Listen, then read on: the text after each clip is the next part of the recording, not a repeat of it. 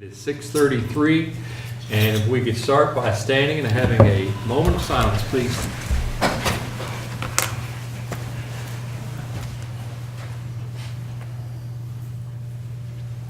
And then the Pledge of Allegiance. Pledge allegiance to the flag of the United States of America and to the republic for which it stands, one nation, under God, indivisible, with liberty and justice for all.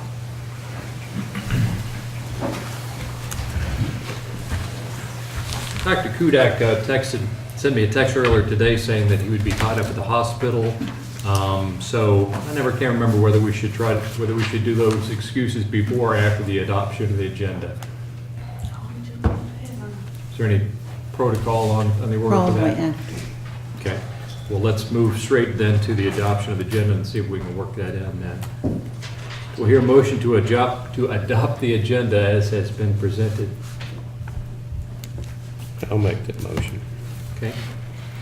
Motion to adopt by Mr. Peridot. I'd like to second.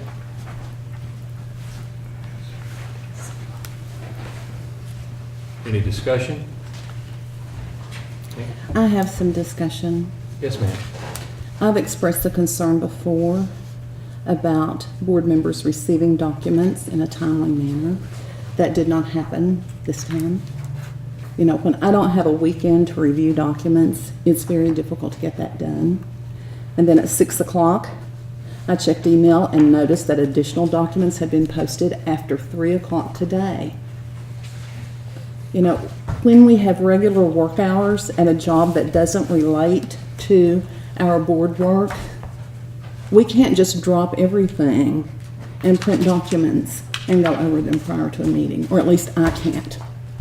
So I just want to reiterate again that I think we need to get documents in a timely manner in order to have the best discussion and perhaps cut down on the time of the actual meeting. The document that you got that late is nothing more than what it would look like for the tax increase that you'd be considering later on. That wouldn't be happening tonight anyway. That was just supplemental things that really isn't part of the. But when I see that email, I don't know that. And even yesterday, you know, getting the documents even the day before, you know, when I finally got them printed, if I spent a minute on each page and worked my job, I would not be able to get through the documents prior to the meeting. That's a problem. The And it's majority a, of the documents were already received during the draft budget. They're just review documents. okay, some of them were dated 4/24. It's because they were printed to be posted again, but they were Okay, still. but when I compared some of them, they did not appear to be the same. Some did change. The Okay. majority of the documents were presented at the draft budget as well. The majority of the documents, there are some new ones.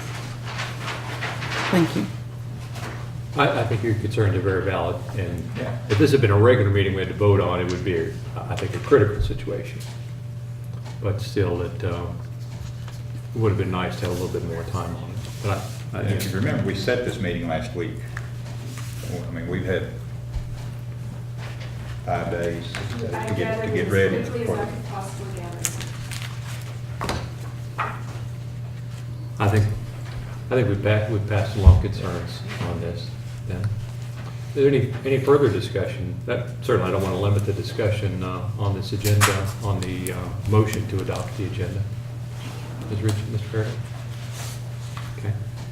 Well, that being said then, all those in favor of adopting the agenda say aye. Aye. Any nay? Nay. Okay, so the adoption of the agenda passes on a 3-1 vote. Dr. Kudak is absent. Dr. Kudak sent me a text earlier today saying he may not be here because of being tied up at the hospital, and then he sent me a text later this afternoon saying that absolutely could not come. I'd like to make a motion that we excuse his absence for this meeting. Second. Okay, motion, Scott Second. Heisel. Already Second, seconded. Oh, Mr. who Peridot. second? Who firsted? Scott. Oh, sorry. Any discussion on this matter? Okay, all those in favor, say aye. Aye. Any opposed?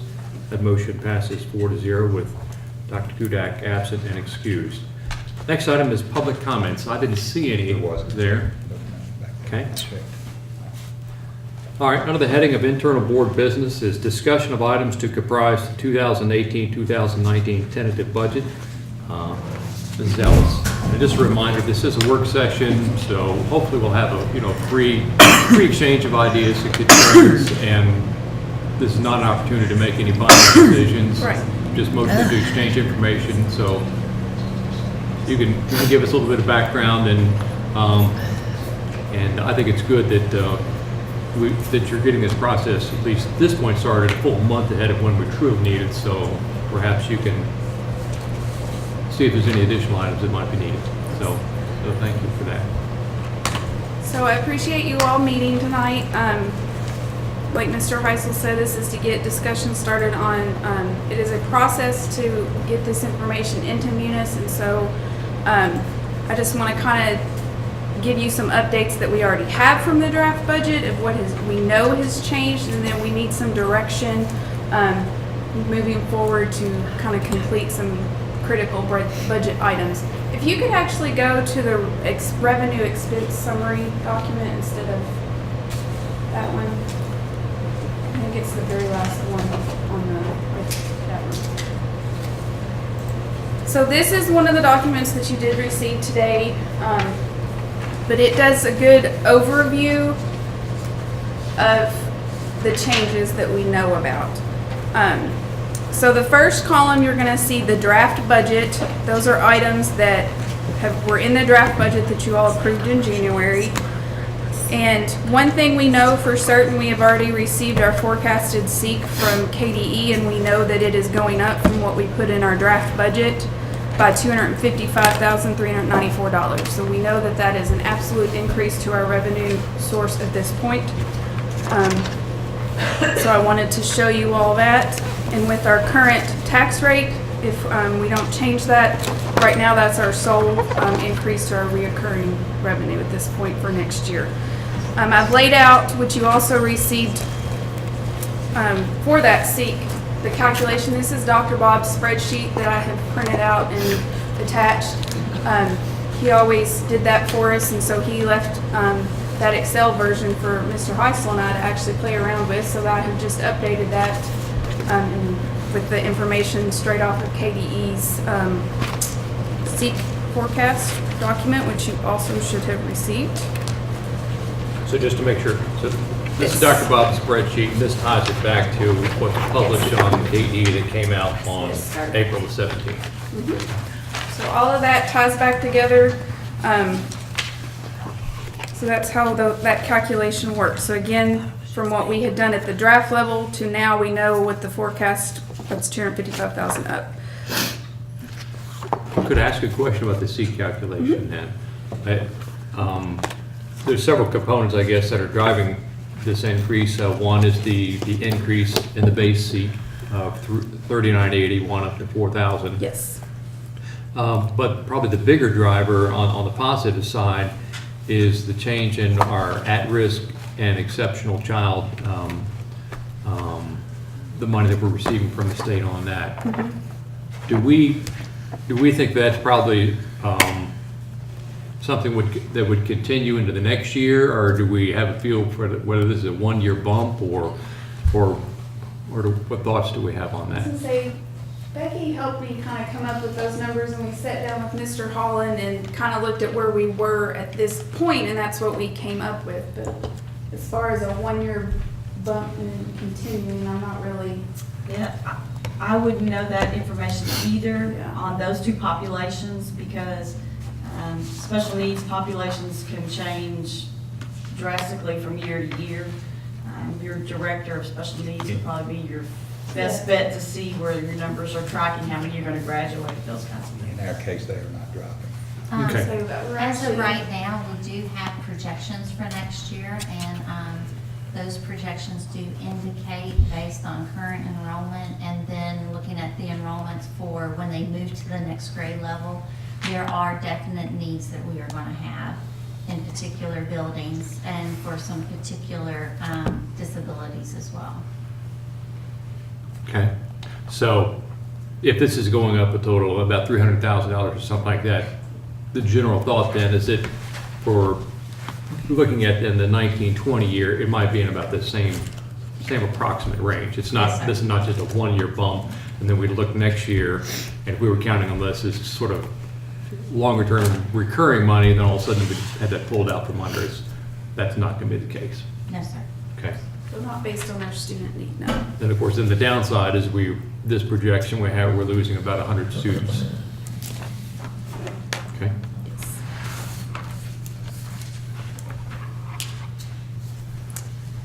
So the other component for reoccurring revenue, the biggest is the tax rate. So there's kind of just, one of the biggest decisions I was wanting direction on tonight is, are we gonna continue to budget the 62.2? Are we gonna look at any percentage whatsoever? As you can see from these columns, and I've worked with Becky on this, if you do a 1, 2, 3, 4% raise, you see what that does to our property tax and the income that it would create for the district to have opportunities to pay for other items. So, I mean, that's kind of a directional thing the board needs to make some sort of comment on to know, do we increase the budget? Do we leave it like it is? And that's kind of a big ticket item, and then salaries is our next big ticket item. It just, those are the two major driving forces in our budgets. And so that's kind of, I tried to lay that out the best I could, that if you chose any increment of an increase, this is what it would look like on our revenue. So that's reoccurring dollars, which again is what would support salaries and any kind of raise that you all may want to do. The next middle section there is regarding our beginning balance, which this is rollover dollars from this year. We know, looking at the third quarter report, that we're about 2% spend behind what we have in the previous 2 years. In the previous 2 years, we've rolled money over, over $1 million each year. So it looks like we're on track to do the same thing, if not a little bit more. With that 2% decrease in spend at this quarter, I projected out that if we ended the year 2% under what we have the previous 2 years, that our beginning balance, that calculation of the average revenue collection and average spend, we would be at $15,695,000 basically. So I'm very comfortable adding $500,000 to that projected $15 million at the draft level to now the tentative. I think we will for sure hit that based on our spending, how we're rolling along at the moment in our review of our spending. But it's optional that we could, add more. That's something I wanted direction from the board on. So that's kind of the revenue changes we know about. And What is the Good date change. of this report? I'm sorry? What is the date of this report? This is one that I put together today. This is a summary of all the information. Let me make sure on your last point I understand you correctly. Are you saying that you feel at this point in time we're probably end this year that our contingency will be $500,000 higher than what we budgeted for? Not necessarily contingency. What we budgeted for our expenses based on what we had reoccurring revenue for this year, I foresee that we'll be 2% under what we even budgeted. And because we don't typically spend everything we budget. So of the 500,000, is 370,000 of that because we moved part of it away? So Yes, that would be part of it. That's part of, you move that capital money back in and it makes you not spend your expenses that you had budgeted, so So again, that is just part of in a it. broad stroke, maybe 370 for that, and then 130,000 of underspend. Non-related to that. Correct. Like I said, that to me is still very conservative. We typically, the last couple of years, have rolled over more than that, so. But that, again, those are the, SEEK we know for sure is going up. That will change in the budget. The other two items, beginning balance and property taxes, I wanted some direction on the board. Do you want me to change those? Because I didn't want to bring you the budget in May and have changed something in that category and you'll be like, whoa, wait a minute, we don't agree with that. So I just wanted to put that out there. So right now, those are the changes we see on the revenue side. And then when you get into the expense side, fantastic news, we are not gonna have to pay the entire 28.05 classified retirement rate. They did a phase-in of 12%, so that makes the rate 21.48%. Is that on another page? We should be, This is a Referring to- summary of, there is one listed FY19 salary and benefits information that kind of summarizes the salary side. But that is getting into expenses payroll, again, which is typically 80% of our budget. We had budgeted on the high side at the draft level to accommodate, because we had no idea in January if that whole amount was gonna come down the pike or not. But we know now from the House bill that was passed that they're doing a phase-in. So if you would go to the one that's salary information, if you pull that up. That payroll, FY19 payroll, PDF, the third one from the bottom.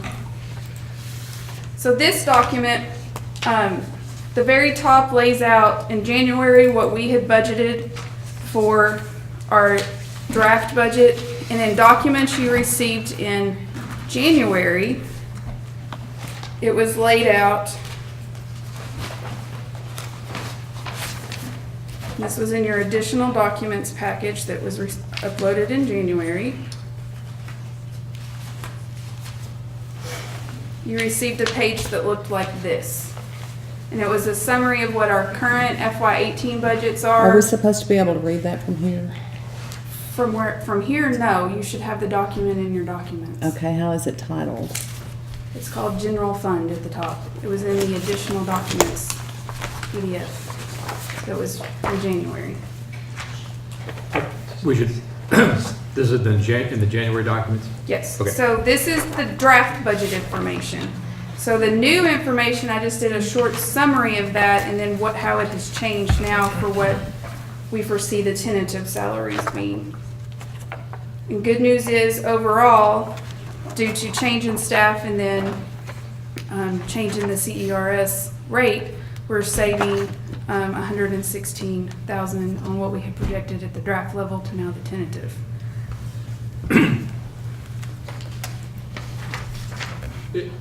Can we say on this document, or should we try to pull back up to January? This is just, I was just referring back to, you got this in January, I've summarized it here for the current document, but you had already seen all of that information for the draft, Okay, but we can stay on this one. okay. I'm assuming the general tenor that you're going is that the draft budget is the baseline, and Yes. here's the changes from the baseline. Yes, that's Okay. how tonight's meeting is, that's what's in the system at the moment, these are changes that we are making now at the tentative level from the draft level. Okay, I just Yes, sir. want to make sure I understand. So then we can get down into changes from draft to tentative, and there's 3 items here.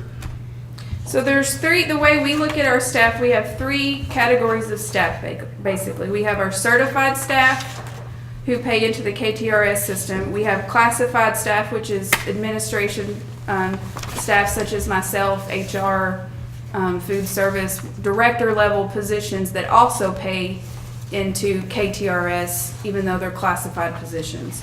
And then you have your actual classified staff who pay into what we call the CERs, classified retirement. And that the rates are substantially different. And so there is a chart on this as well that tells you those rates, just so that was kind of laid out there so you knew where the rates were coming from for benefits. So our certified staff, just in movement with retirements and resignations, and then you hire new people back who have less years of experience, most likely, than those who retired. So the change in those positions has equated to a loss in the revenue of about $59,000.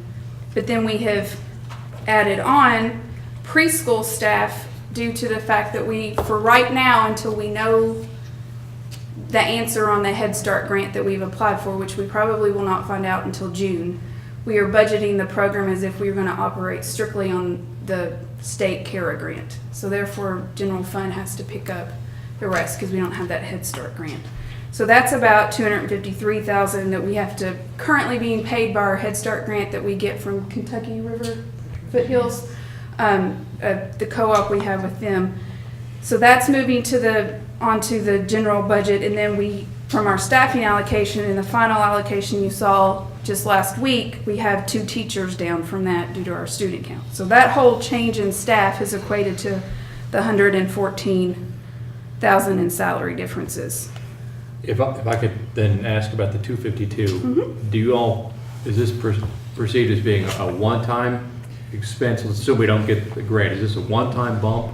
I would think it would be, yeah, because But- either we'll get the grant, but now if Kentucky River Foothills get the grant, they've said they're not going to, this is what it'll be. They're not going to do the Head Start program, not going to partner with us on the Head Start program.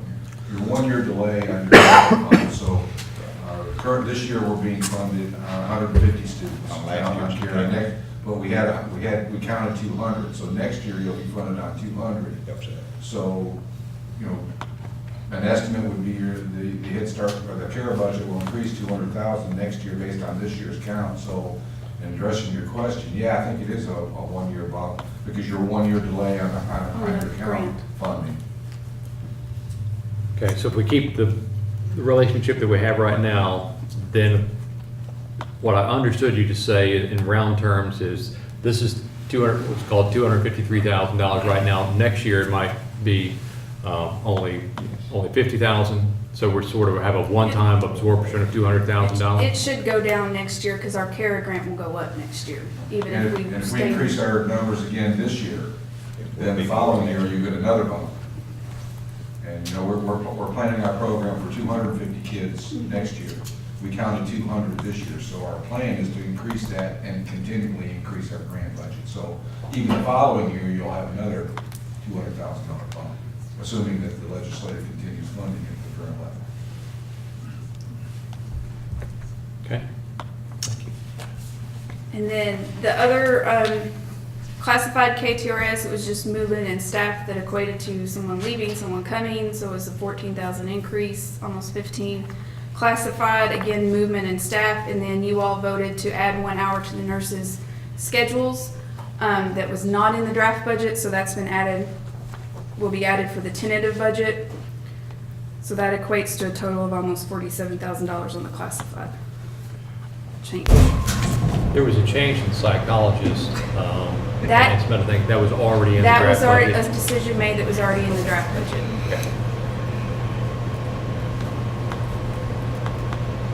So again, the benefits table is just kind of showing you, for certified staff, we pay 4.45% in benefits on those people. And the classified staff who pay into KPRS. Classified staff, we had at the draft budget, budgeted 35.7 due to that retirement of 28.05%, but we now get to back that down to total benefits of 29.13% because we know the retirement rate will be 21.48%. So that is great news. It puts money back in our budget.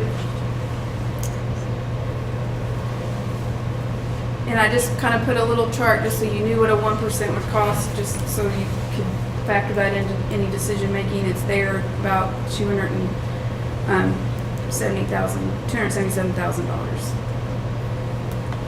And then things that have been discussed in other meetings and asked about, I just kind of did positions for discussion. Special ed, we know the numbers are up.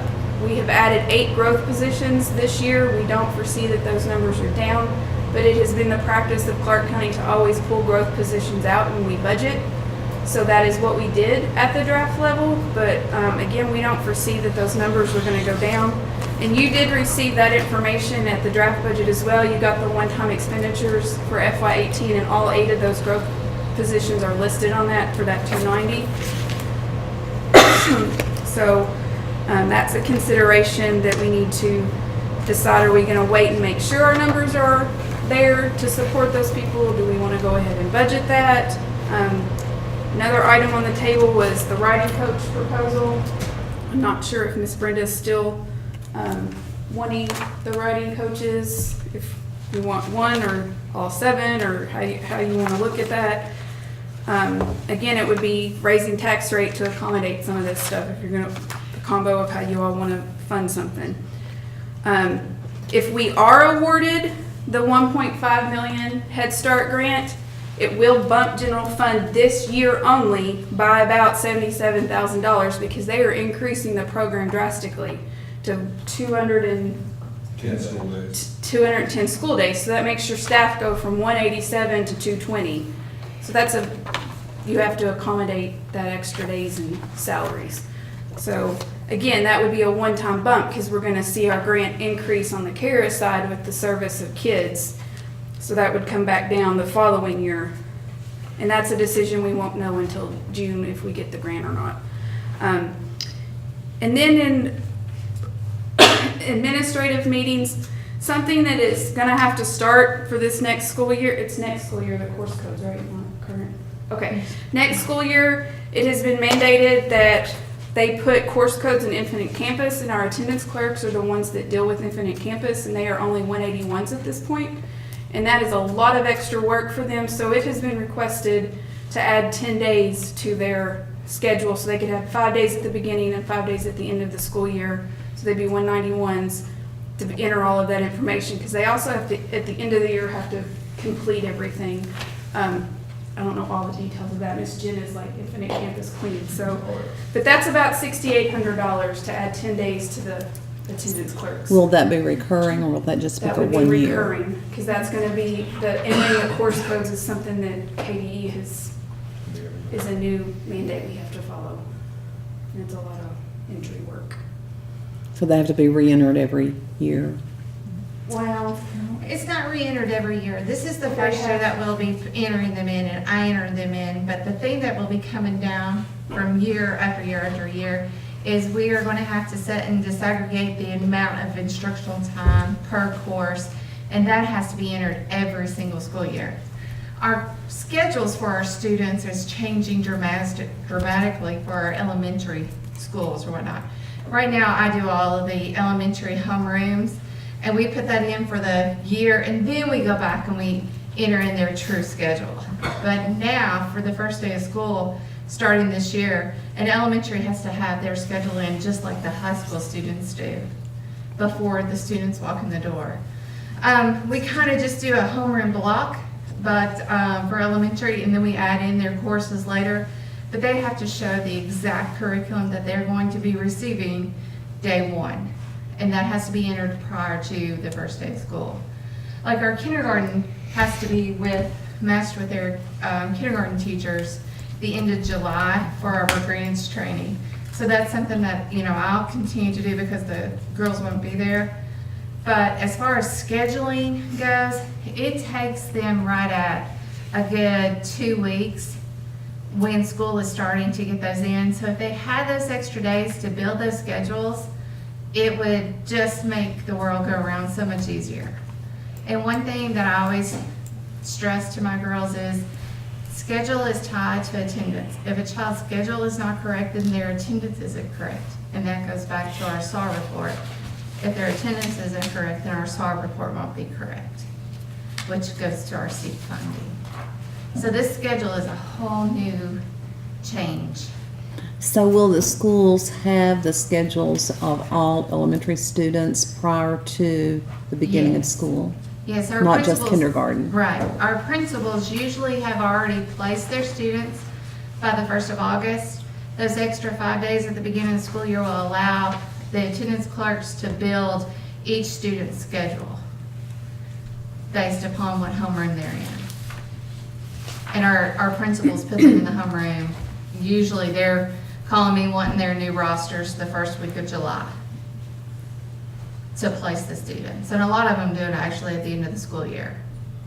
Because we've already rolled forward and started 18-19 school year in Infinite Campus. And then at the end of the school year, I use them a lot to make sure all of their behavior data is correct and their suspension linkage reports are correct, because that's another big report that goes into the SAR. And then we have to have all the months balanced, and once all the months are balanced, then that's what I roll into the SAR report. Interventions, GT, the list goes on and on and on. As you know, Infinite Campus is our primary data source. So we share that data with everybody. And so it's not just attendance that they work with everything within side of that. They go on and they build their household for their new students, they enroll their new students. So if they had those extra days, it would truly save them a lot of, what I call teeth tapping moments at the first 2 weeks of school. When they're calling me going, I'm never gonna get this done, and I say, we'll get it done. But it would truly, truly benefit us all. Before we leave this document, I want to make sure I follow all the pieces Yes, of it. sir. So is this a good time? Yeah. Okay, so the changes, the 114 and the 14,046, look like that adds up to the 175,812, which is what you have over here, and the change from draft to tentative column on salaries. Yes, sir. So that ties right there. And then the change in benefits, we roll ourselves up from the bottom up, that's 328,000. So, Okay, I'm missing the 328, I'm sorry. It's the very last box at the top of the page, the center column. Do you have that page in? This page, right here. That column is the total of the benefit change. Which the bulk of that is due to the retirement rate. So draft budget, we always want to do worst case scenario so we can hopefully come back tentative and give you good news. That's my philosophy anyway. Alicia, the 3 additional teachers that were voted on for Baker, where do they show up at? We actually, the tentative staffing allocation, we were going to lose 5 teachers total. And so when we redid that, it made us only lose 2 teachers total. So that's in that certified section where we're losing that 79,000 decrease of 2 teachers. That all is in there together. So then, if it's not put out aside, are we assuming that's a reoccurring expense from now on? For those 3 teachers. You would be if the attendance. If the holds. numbers are there. But if the attendance were to drop. Well, the then you- attendance didn't show that they needed them, we Well, put them in there. at this staffing at this allocation rate, if the attendance holds, those would be there. Now, if this attendance rate drops with the new. It seems to change me the if we put allocation it in fund. there, it's showing that we're changing the attendance part of that. In other words, how we were basing Baker, whether we were basing them on an elementary or whether we were basing them on a And junior that's what we high. did at the last meeting, was change that to where that. I didn't think we changed, we thought that was a 1-year deal, I thought. You can change the staffing You allocation change next it, year. it could be. a Right, one-year that's deal. what I'm saying. It can I be. just, but it just. But we had to assumed change the me that- procedure, we had to change that I mean, particular again, I procedure think to make it work this year. the part that gets me, that it just creates a problem when our other schools get in a pinch and they have to lose teachers, then we've set a precedence to where if you come in and ask for it, then we're gonna give it to you, and then that just continues to add up and up and up, and I don't We think can it's a bring good the way to go. staffing allocation procedure back in front of you before we do our allocations next year, and that can be changed. It can go back to 100 or 119, which is what it was this year. That can be changed at any time. It's a procedure, it's not a policy. That's- Right. I'm just afraid that, you get into next year, if you got new board members, if you've got new principals, then people don't realize things that have happened and they just fell into there and there they were. And that's fine, we can look at changing it, but what she was saying is we were due with overall the district, we were losing 5 staff. Right, I understand all, I understand how we're all So that's paying how that we're right to there. there. Just but- that- And the way that's in to there. change that next year, it would take that change at a board meeting, to change the staffing allocation procedure again. Okay. But that can be changed at any time. It's a supplemental. So he's not guaranteed 3 teachers going forward every year. We didn't add it in that manner. It was added based on his ADA, which can fluctuate that. It just happened to be that Well, we changed the Changed it, ADA, made we it get changed 3. the allocation for We changed that. the Well- allocation for Instead We of just- being one teacher, additional teacher, supplemental teacher per every 119 students, it was changed to one additional teacher, supplemental teacher per 85 students. To bring it into line with What the elementaries, the, the others were. Well, it didn't, I mean, you know, they're not a junior high, of course, they're not an elementary, so I mean, it's just, you know, it's, But that can be changed at any time. And that could still be changed if you desire to do that. That can be changed. We need to do something pretty soon because their allocations, they're starting higher. I mean, we're starting to interview and. oh, I'm not advocating changing anything now, I'm talking about in But it can future be changed years, I easily. mean, it just, you know, again, speaking from the administrator in me and fighting for staff Yeah. whenever you can, you know, the precedent we send is that you lost 41 students and we gave you 3 additional teachers. That's the precedent. Well, my we've set. contention and my thing for bringing it was that my feeling was they were understaffed last year. I That was understand, my- I understand what you mean there. So in February, when the staffing allocation is brought back for the next year, that is consideration based on his 80 at that point if you want to change numbers again. Any of those numbers. Any, could be yeah, changed. any of Right, those yeah, anything schools. can be changed. Yeah. yes. So before we leave, again, to make sure I'm understanding these key summary things, so we'll get Yes. the 175, that's going up, but it's offset by the decrease in CERS of 328. If you Yes. add those two together, is that what is being shown as 116,000 net? Okay. Did I calculate? Yeah, I think it's 153.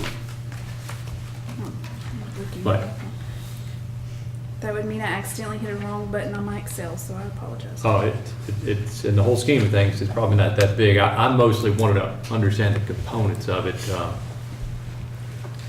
so I understand where you're coming from on this. You would be correct, 153. I apologize for that. 153 what? 153, 138, basically, instead of 116. So then to summarize, salaries and benefits, at the end of the day, the difference between the draft and where we are now are going down 153, 138. So that's even better news. Thank you for finding that. I'm just trying to understand, I just want to make sure everyone understands it. I'll have to go back and check my cell on that, on the Excel file.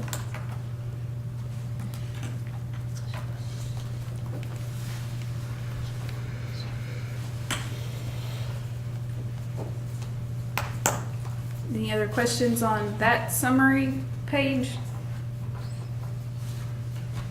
Is there any other discussion about, not salary rate changes, but any other thing having to do with salaries, like additional positions or extended days or anything like that we need to talk about? That was Or is those it- That numbers was at the bottom just- down there at the bottom. Right provisions now, for discussion. that bottom optional thing is only what we have on the table When I was, right now. I was trying to compare the salary schedule that was in this packet to what we had before. Maybe it was there previously and I missed it, but it seemed like there were some extended days for librarians and maybe a couple Those other are folks. Were those technically there? already on it, it just was never, they've already been receiving those, they've just never actually been listed on the document. It was in that additional documents received at the, well, I don't think those were received in January, but I don't think they got it. In the salary tables, Is the extra service salary tables? which are what are posted for No. this year. Salary table, just salary tables. No, not extra, just the top of that. So your second, the next page is what he's referring to. And of course, my overall question is, I didn't sit down and print 14 pages out, try to match it up with what we had. So my question is, are there any changes that are actually? The only thing that is additional through the year, which you all approved, was the school psychs got 15 days. The librarians have always gotten those extra days, they just haven't been listed on, and I'm trying to be as transparent as possible, but they've been on the books for years that they've gotten those extra days. That's not a new, that's been in the budget since before I came. Before I had. So, I mean, that's The not only a. thing we came in and asked for any was the sites. We got 15 extra days for the And there sites, was an extra stipends. hour, a stipend of $1,000, which you'll see on the stipend schedule. That's the very last page of this packet. It should, Which one of these documents has the librarians on the it? second page, the one that is titled Certified Administrator Salary Schedule. It's the second page in that PDF file.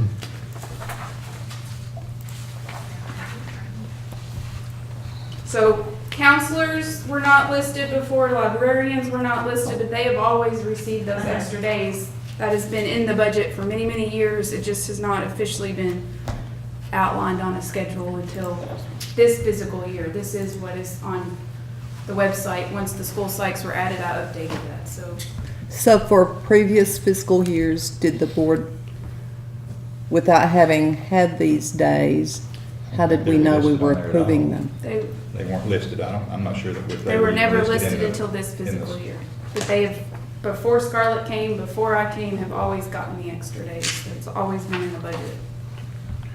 So we approved it without really knowing it and without having any documentation that it was being That would be on a requested. prior person, I'm sorry, I can't speak for prior I would employees. say yes, we've approved it for the 5 years I've been here, and they were being approved. Of course, Scarlett was here, came in before I did, I think, in the spot that she's in, so they were being back on previously. So Okay. we've The been spot that she's in, I like the way you put that. in the position that she's in. Well, first of all, being HR, I did not really, I knew what everybody got, but I didn't know that that wasn't, the finance end of it, I did not know. But that was before Alicia, that was before me, those people were getting paid for that, and I did not really, I didn't have anything to do with salary schedules being presented to the board. So last year's salary schedule was not prepared by current staff?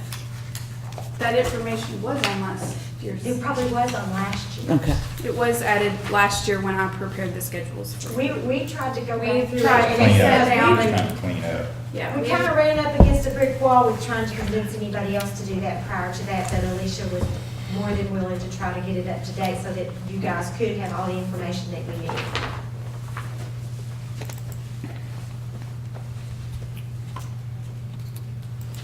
Well, we could spend a while pulling up the documents before and after and Yeah. I guess debate the propriety of it.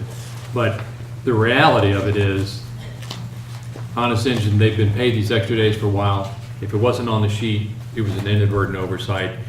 And it's not, it doesn't represent any change. in correct. it. No change. That's already been in the budget for many years.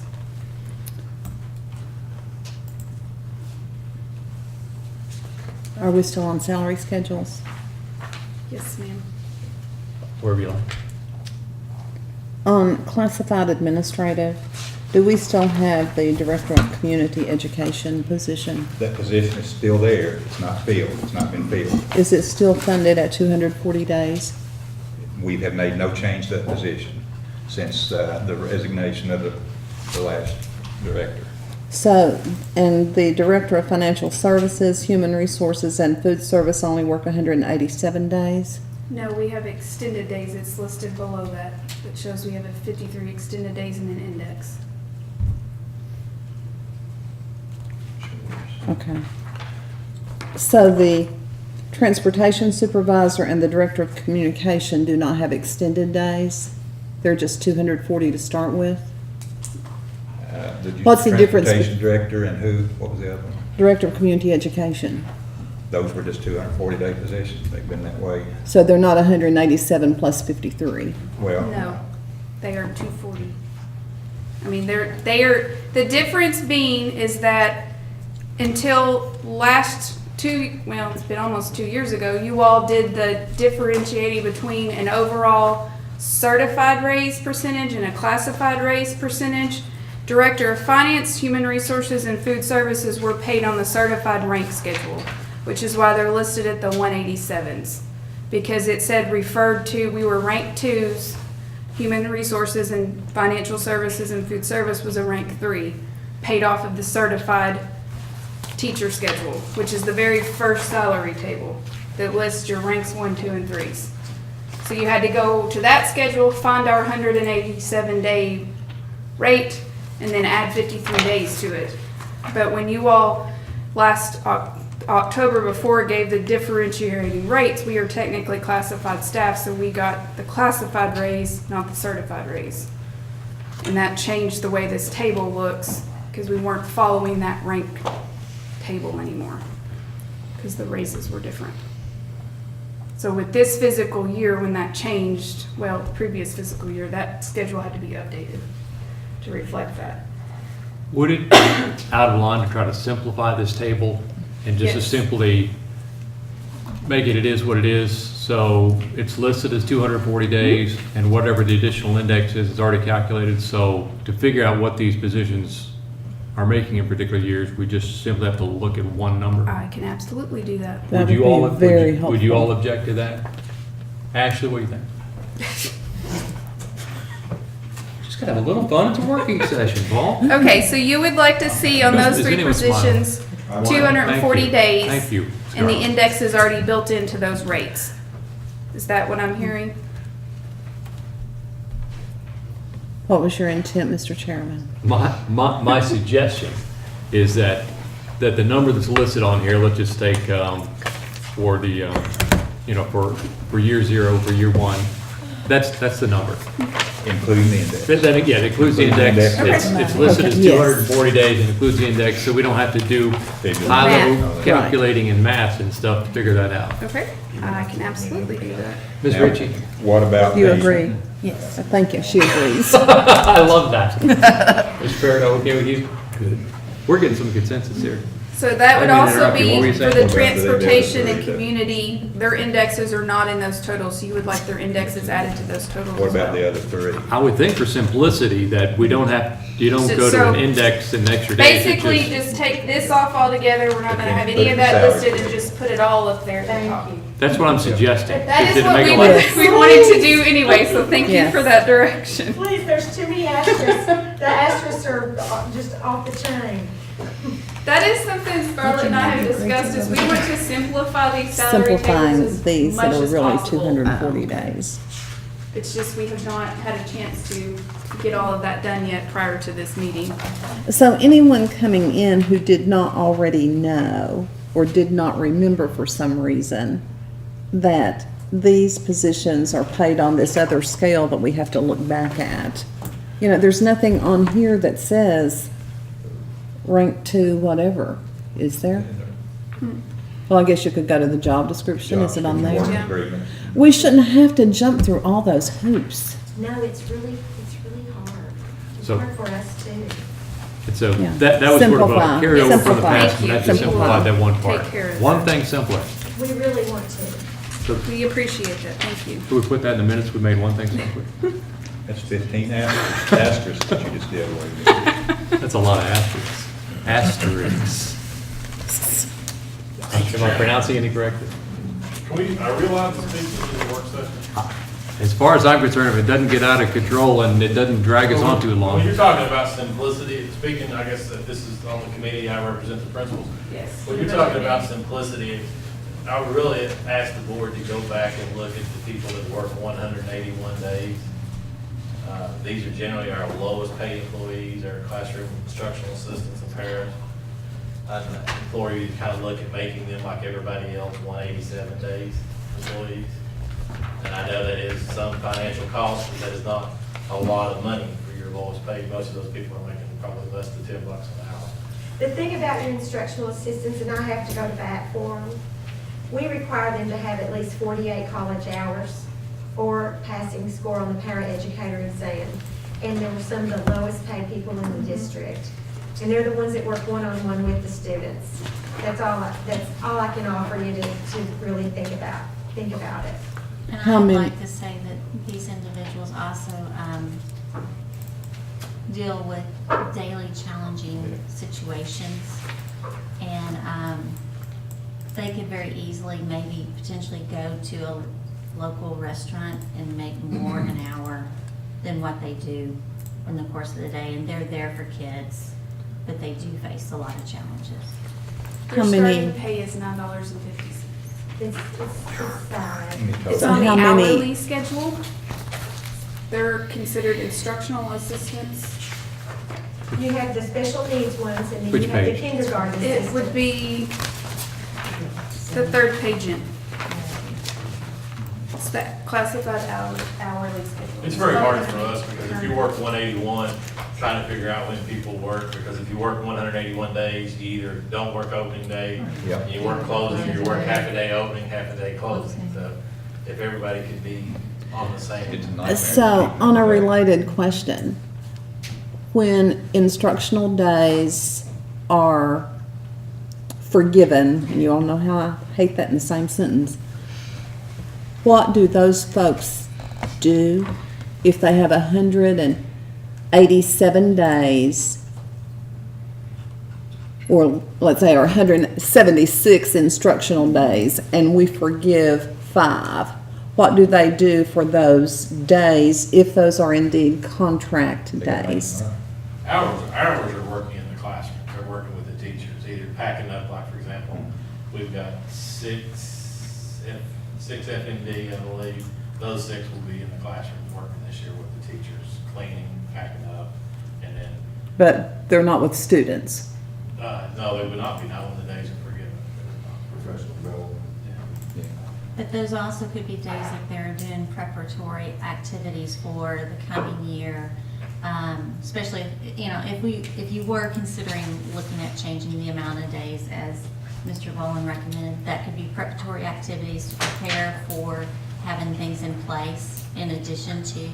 Additionally, as well as we have a selection of instructional assistants that are require, because of some of the skill set that they must have, they have to receive a special type of training as far as just for safety maneuvers for themselves and interacting with children. And it's, that could be a part of that required, that could be a component of what those days are to deal with, because of those trainings are required. Speaking for the elementary, I'm at the high schools, we don't really have any other than the special ed parents, is the only ones I really have. But like, to me, I can never understand, coming from an elementary, as a former elementary school principal, our parents were always with our teachers, so if it was a teacher work day, on those PD days, whatever it was, the parents were side by side with the teachers. And to me, they really need to be there, like, when, opening day, definitely, they need, and if it's a couple of PD days, they can benefit from, if you're doing reading, writing strategies, if they're in those classrooms, they can sit in with the teachers on those days and get some of their time in. I just, it's very hard, when I look back, it doesn't impact me as much as it does the elementary, but those teachers need those assistants with them, because they're integral in planning and doing prep. For me, speaking from the high school, it's a nightmare for me to try to figure out when you work, if you're 181 versus 187.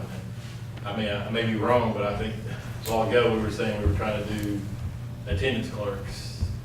The 10 days was equated to $6,800, I guess, something like that. I would encourage you to make them like a regular secretary.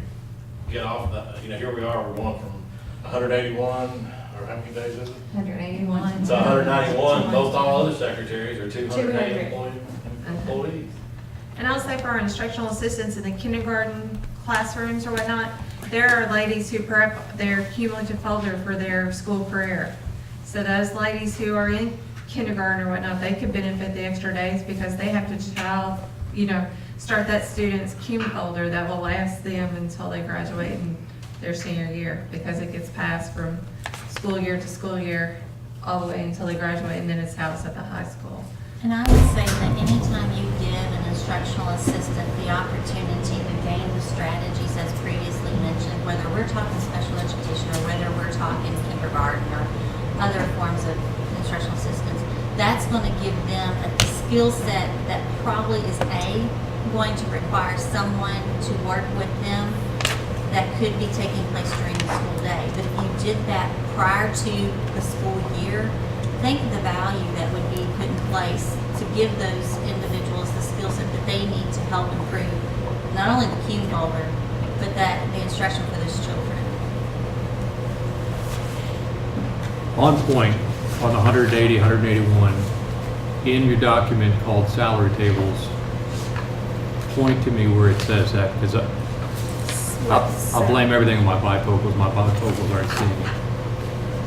On what we're talking about right now, Where there is a notation on about the number of days that those folks have? We're talking about instructional assistants, is that correct? Currently, the hourly tables do not have days on them because It's crazy. they're an hourly rate and all the positions are a little bit different depending on We how have kind of allocations use. consolidated it quite a bit.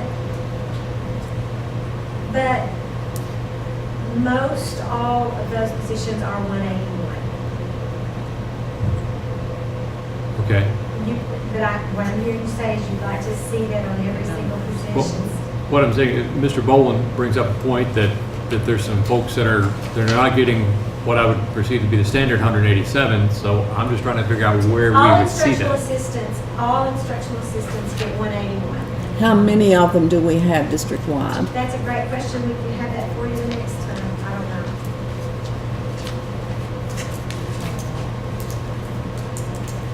Bus drivers, food service. Your top staff, which bus monitors and IEs are paid on the same pay scale. Food service is also around that, Food service is based on meals served. yeah. So you have people with food service, they're always gonna be 181, but their hours per day, sometimes they're 4, Yeah. 5, or 6, or 7.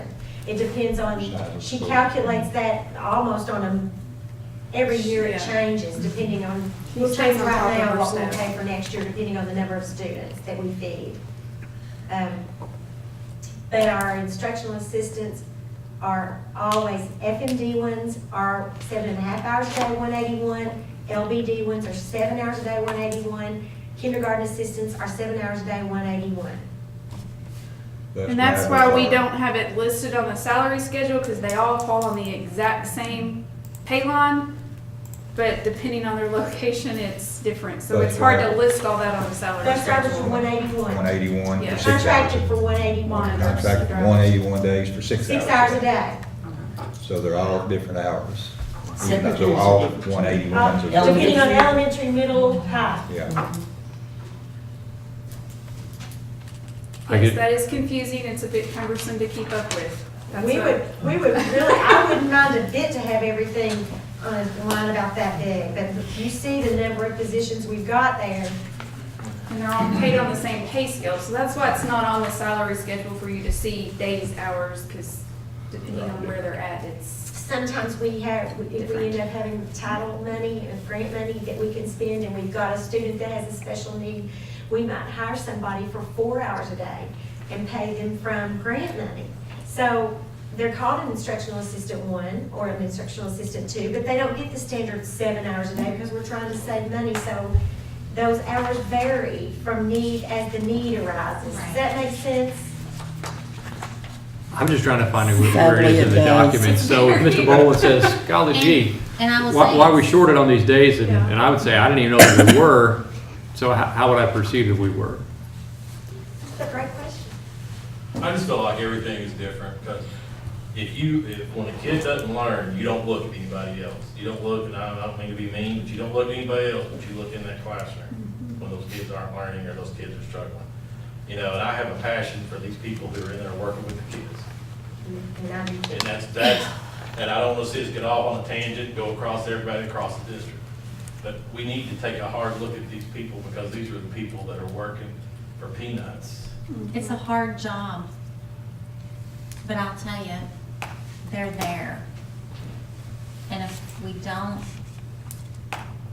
give them the opportunity to, I don't know if you want to say value or give them the credit, then we lose them. And it's getting harder every day for them. and that was one of your questions, Mr. Heisler, positions we have a hard time getting or keeping, and IAs is one of those positions. That's We why have a very difficult. 4 months time. ago, when I was in here, I asked for the increase for the IAs, the cooks, and the bus drivers. We did bus drivers, and we didn't do the others. We've got First 4-year bus drivers. First 4 years of the bus First drivers. 4 year bus, the Yes. first 4 years of service. Okay. It's a relatively, if Alicia or I can print a Munis document for you showing how many instructional assistants and what their hours are. That's not hard to do at all. I mean, we can have that for you anytime you need it. And that is the bulk of our staff. I mean, bus drivers, monitors, and IAs are the top 75% of our staff when it comes to the classified side. and your cooks and bakers. I mean, And that's there's- your starter classified, and they're the lowest paid of community. I would venture to say that they're pretty much all 181. Just Off about the all. top of my head, I can't think of anyone that's more than that. but- Well, I guess one of the benefits of this work session being a month before then is, this gives us a chance to make a list of things that would be useful to have a little bit more information on, in case it's something we wanted to steer a different direction. And just to throw it back out there again, in talking about those three groups of people, remember that we offered up to do any increases you do for your cooks coming out of the food services. It does not touch your general fund money.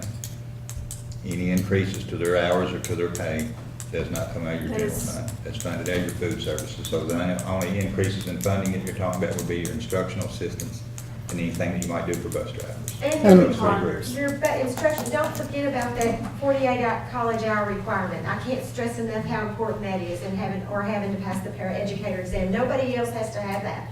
The rest of those positions require a high school diploma. Any positions funded by grants would be the responsibility of the grants as well. Yes. Wouldn't be a general fund. Okay, so going back to a 30,000 foot level, this first page talked about the changes in salaries, and then we opened up the document called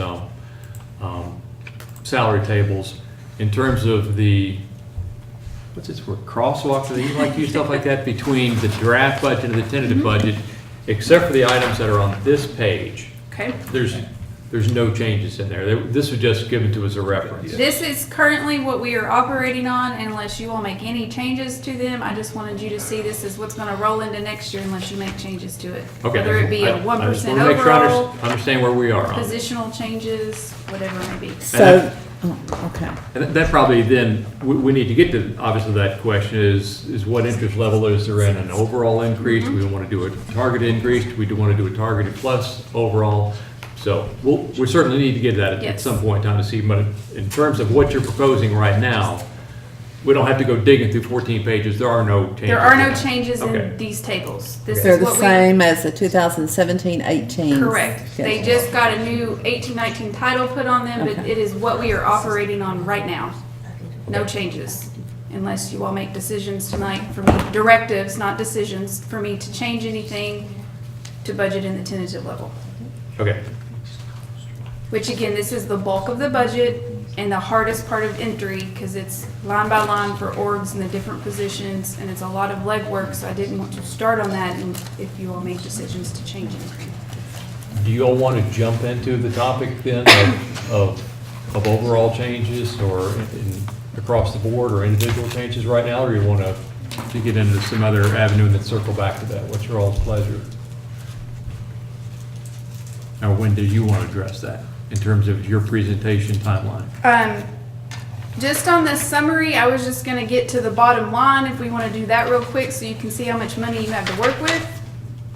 If you wanna go back to the revenue expense summary page, the very first page we started talking about. If you pull that back up, Michael, that page. So we got into the payroll adjustments and jumped over to the payroll summary page. That's kind of circled us to this conversation. So we know that you have also been given some extra service schedules. Those have changed from what you saw in December. So I wanted you to see that they were $329,174 in January. I'm sorry, I said December. In January, when you did the draft budget, the principals have taken a look, kind of changed some names of their positions and moved things around and added a couple that they felt they needed to operate their schools. It's gone up to $348,811, which is a change of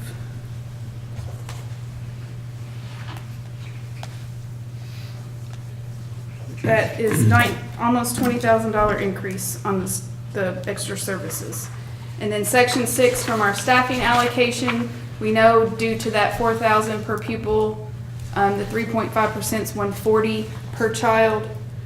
And you all budget 90% at the staffing allocation level. That has done an increase to our section 6 money of about $56,000. So bottom line, between payroll changes, those extra service schedules in section 6 were actually going down $40,536 in expenses from what we had budgeted at the draft level. And with that SEEK increase, we are adding, basically you have $213,000 that is not budgeted at this point. Whereas at the draft level, we were deficient by almost $83,000. And now we are in excess of $213,000. So that's positive, great note, you have some money to work with. So now we need to make some decisions or directives to move forward. Okay, so has the board already made decisions about these that The are Section changes? 6 money, yes, that was decided in the staffing allocation we did in April. Okay, So the 56,000 is being added to the budget because that is part of the staffing allocation that was approved.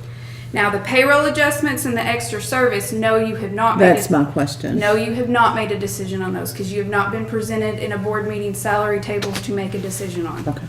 You did at the draft level approve that money in the budget, but you have not officially approved those Those schedules. Okay, that's what I was thinking. Thank you. And I think I missed where you just explained 2 minutes ago, the different, the 329,174 was in the extra service stipends. Yes. To the 348.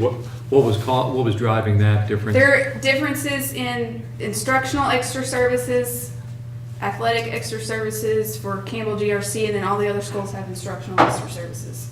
All right, There are again, several tables there. All right, so we have our base, that was the draft budget, that was 329, and one of the items that was in our packet then, That should be in the lineup of documents, extra service tables. Go back to the team drive. extra services? Yeah, extra service salary tables. Okay, So so, this is what has currently been decided by the principals, but you all have not been presented into a So this is officially the new approved. date. This is not the 1/17/2018 group. Yep. This is the So one you that have was- that version that was January, and now this version, and there is differences between the two. Yes. and this is the one that, this version right here, which is item 2C in our packet, this is what would tie back to the 348. Yes, sir. Okay, so there was a proposal, we can go back to the January books, or January Mm-hmm. Yeah, packet. and that- That would tie back to 329. Yes, sir. Now we're at 348, and the difference is $20,000. Correct. And then we'll just have to go through and see what changes they made. Mm-hmm. This is their proposed changes. Does that include the 15,000 for Campbell? Or was That is a already in the separate draft? line item, but in the proposal for that, he asked if you would leave his athletic schedule the same, which he did not change. It is the same from January. Okay, so that That's 15 Campbell. is, that 15, I'm sorry, Campbell, that was there back in January. There's no Yes. change on that. So if you look at Campbell's athletic extra services, it is the same that was presented in January. He did not change anything for this schedule you're now seeing. And he said if you all would approve that schedule, and the 15,000, he would not charge any fees. That was the discussion last week with the fee schedule for Campbell. So is this his instructional extra services this is page his or the athletic. athletic? This is So athletics. Athletics has not changed, but Athletics. instructional has. Yes, ma'am. Okay. Because all of his fees were related to, well, not all of them, the majority of them were related to athletics.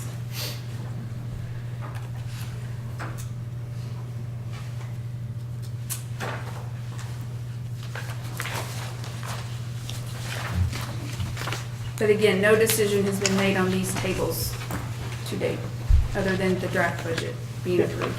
Why do we do the 90% on section 6? It's my understanding that's done for if they don't meet their numbers in that staffing allocation, we do not have to give them, we don't give them the extra money because their ADA doesn't. But if they're in enrollment at the end of the second month justifies it, then that extra 10% goes on to the schools. Minimum is $100. I mean, we could go down to $100. And most schools I've talked to actually do that, so we are very generous to our schools and they appreciate that very much. Well, just again, one of the things, we always give them 100%. Not right. This is They Just may wait not. and see what the enrollment is. Have we ever not given it to them? I know, we're jumping around. Yeah. I'm sorry. Are we on Campbell Athletic Extra Services? Mr. Heiss will change the subject Oh. to section I'm 6. sorry. Were we I thought we were finished done with with that. that? My bad. Okay, I still have a question. Yes, ma'am. Okay. Campbell Athletic Services, 2018, 2019, compared in January 17th compared to April 24th. Correct, it should be the same. They unless aren't. I missed something. Some of the numbers look the same, but not the totals. Or maybe the totals are Totals just in should a be different this. place. 49,250. Okay, I'm looking at the individual. The format, I guess, is just different. The I'm sorry. formatting has changed. So I we're was trying showing to the- make them all format the same. Because they were kind of all different. and So my I need to go OCD by kicked the in. April one. I'm trying to find the last page of the Campbell, I apologize. That's bigger. Campbell Athletic, the 424, the 49,250, they're both 49,250 from the January and now. Okay, so I'll ignore any numbers on previous pages. Well, you have your different groups, and that's the totals for the group, but the bottom line is the same. Okay, He may have moved some. He may have money moved around some within there, positions but- around between the two, but I don't think he did. okay, That's just, there's group totals. He didn't change anything on his Okay. schedule at all from January till now.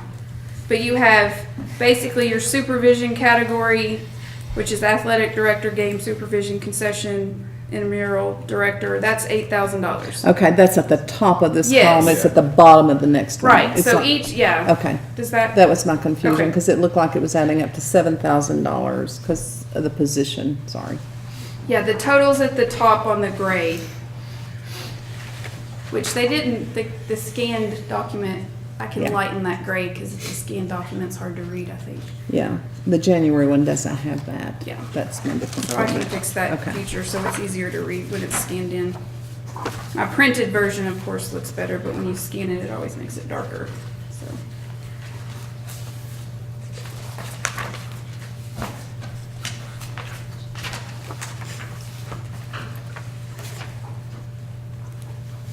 Any other questions?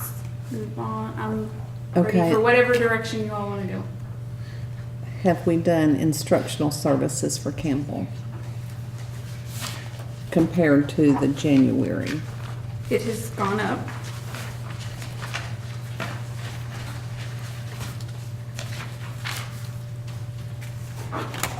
Campbell's instructional services from January went up $5,250. And those as, what are the new things? He was paying his academic coordinators, he has two. He was paying them each $750 and he's asking to now pay them $1,000 each. Okay. So that's $500 up there. He has added a core content, he did only have 4, he now is wanting 5, so that's an extra $1,000.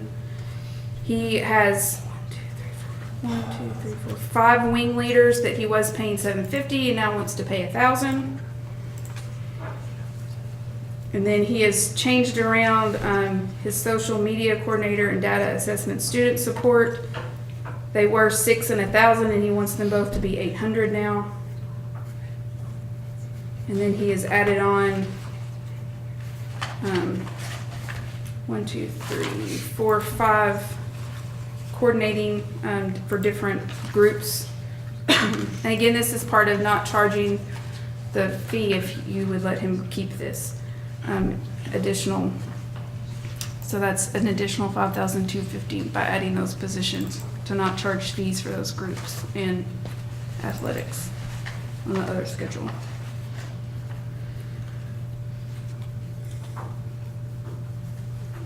Well, in the following weeks, I'm simply going to go back But and try compare to the two. compare the two and put it in a way that I can understand. But in total, to make sure I understand the overall. The standpoint, overall compared total. to, not just the draft budget, but compared to last year, we're adding $348,000 in extra services to the budget that we didn't have in the year we're sitting in right now. Though we have these in the year we're sitting in now. So what's the differential then?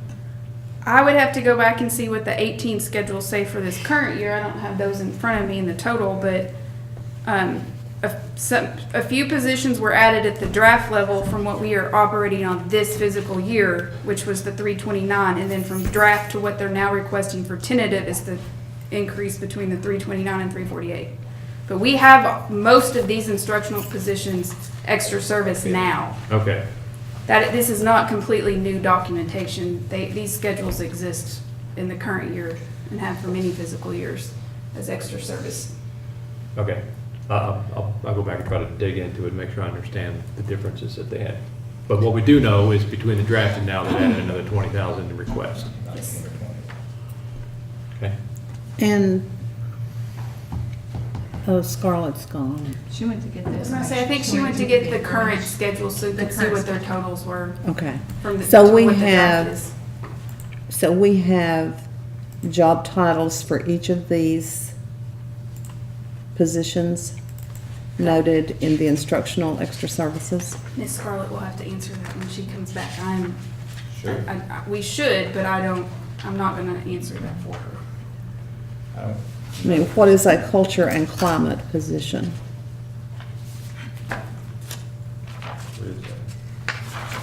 It's one of the extra services under coordinators, culture and climate coordinator. That's an existing stipend currently. He already has that on his current schedule. So, I mean, that's So is something there he's hired a- for this year.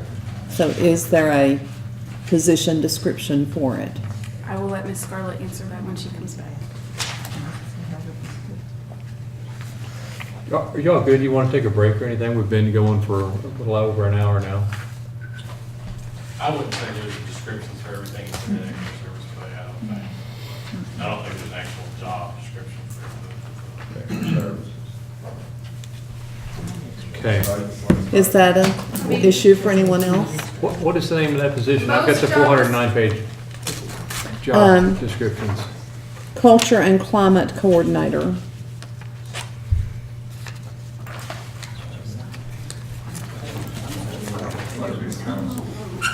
It looks like a break. Y'all hoping for a break? Sure. Okay with it? Or PBIS coordinator, any of those coordinator things that you're looking at there. Okay.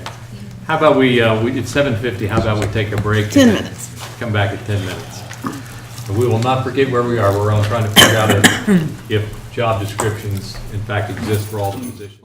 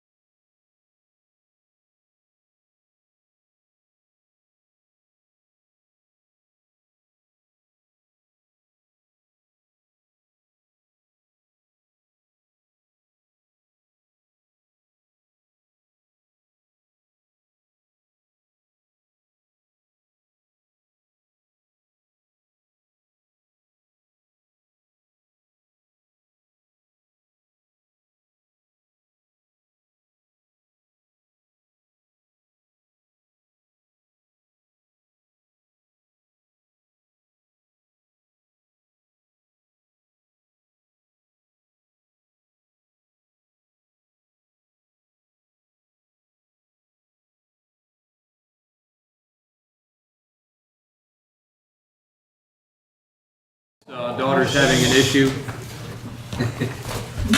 And so now we'll forge ahead. So where we left off was trying to discuss the merits of whether we need to have job descriptions to go behind each job. And if I could lead where we're going, we have 409 pages in job descriptions right now, and some of these are 2 and 3 pages. And I guess 4 pages. And I guess the question is, do we need to have, for some of the smaller jobs that might have just a $300 or $500 stipend, should we have at least just a paragraph to describe that? Is that- Yes, that's fine. Just a description of what they do for what they're getting a stipend for, whether it's $5,000 or $200.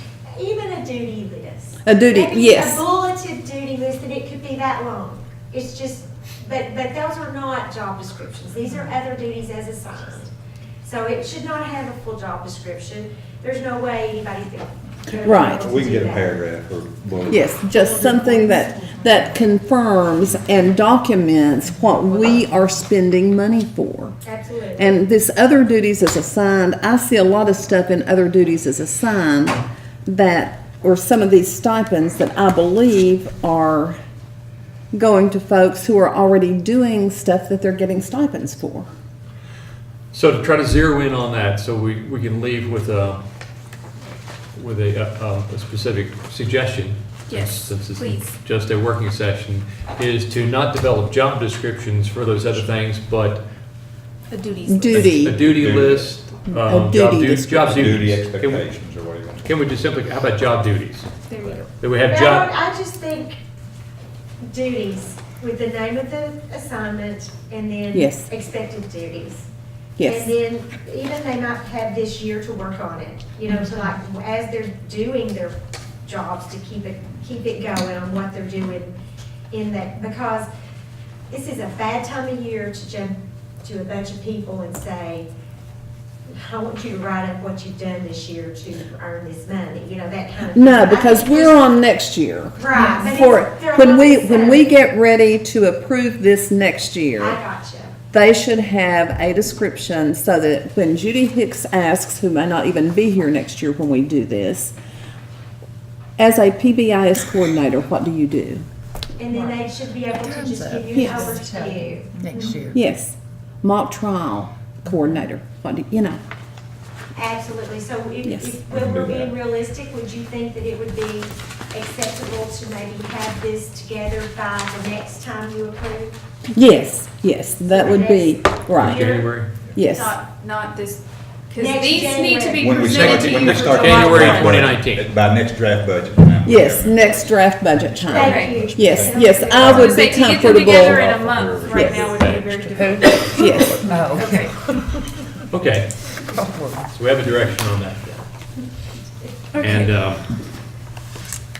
So the next direction, if I might, to hopefully speed things along, is there any anticipation of a raise to the salary, not extra service duties, but the actual salary tables?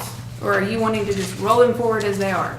If you look across that bottom, you'll see at the current rate, at the bottom of that document that we were just looking at, that we started out discussing, instead of being 40,000 under, Oh, we're now wait, what 230. does it look like? I'm Like sorry. this one, it's got the The flat yellow. line all the way across the Instead of bottom. 82. It's the excess deficiency of receipts over expenditures. So at the draft budget level, we were deficient on how we had structured the budget in January by almost $83,000. Based on what we were anticipating to be Yes. the cost coming Of to retirement. us from the legislature.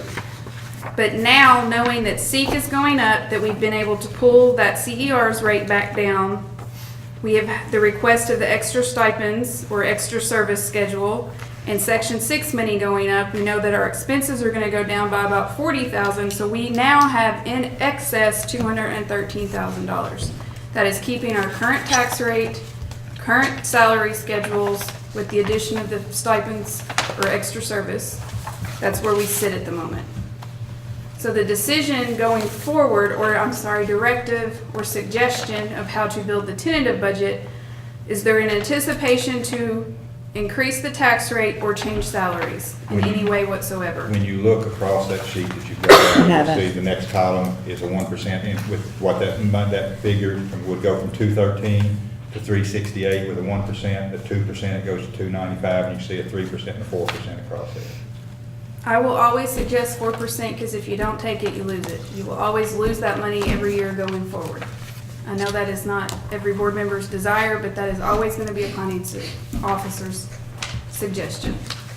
Because that is money that you will lose every year going forward if you do not take a 4% tax raise.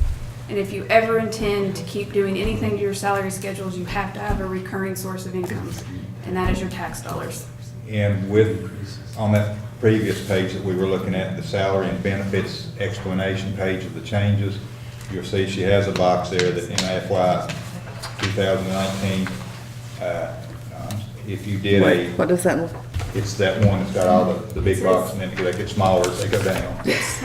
It shows you, it's on there that shows that a 1% overall staff raise would equate to about $277,000. Now, just put that figure there for Okay, so you I'm can sorry, look for it. where should I be It's looking? the next to last little box, it's a little 2-line box next to the bottom. Oh, got it, Yes. okay.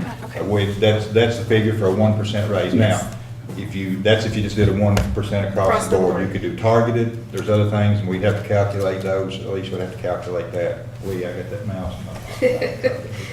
Which we have discussed, the 181s, attendance A's, there are targeted areas that have been discussed tonight. That's kind of the forward-thinking suggestion I need from you all to build into the tentative.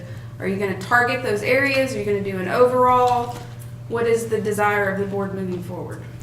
That is nothing decision-making at this point. It can change, but directive to build that in, because it is a process to work on that and enter it in Munis to get you that documentation for May. Well, personally speaking, I am not in favor of an across the board. Because I think that does not bring up our lowest paid individuals. When I take a 1% of 80,000, that's a lot different than 1% of 20,000. You're correct. I would rather see some targeted, whatever raise that we do, needs to address our lowest paying folks first, in my opinion.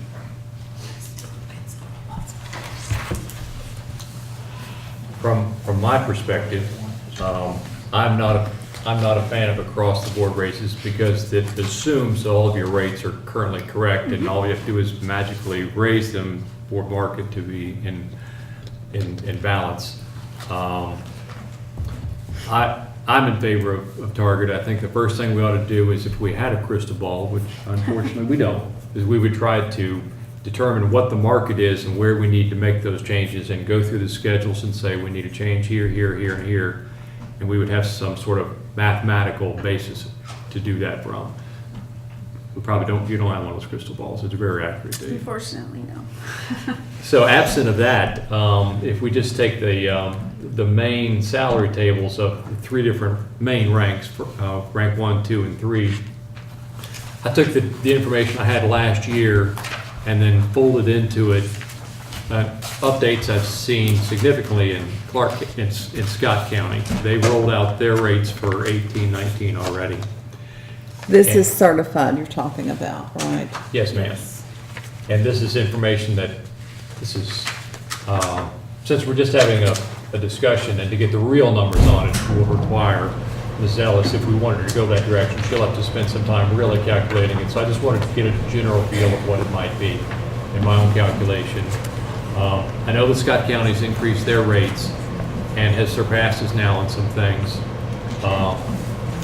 And I think we're still competitive with a lot of other counties around us. We're certainly competitive with Madison County. Our